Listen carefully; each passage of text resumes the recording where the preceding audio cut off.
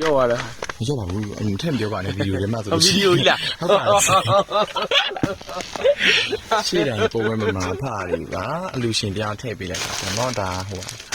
ဘလက်ကြောင်စော်ထုတ်လီဘလက်ကြောင်လားဘလက်ချောင်းလားဘလက်ချောင်းဘလက်ချောင်းဘလက်ချောင်းကြော်ထုတ်လီမမိုင်းပါဖတ်လီဒီပါဥပမာရှင်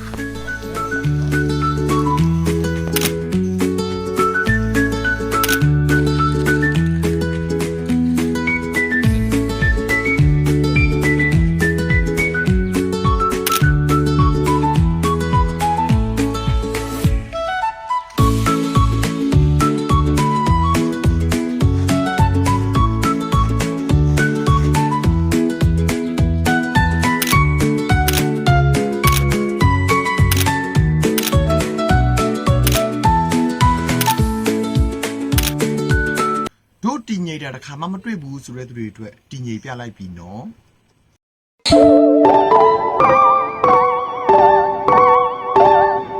အော်စကူမနီ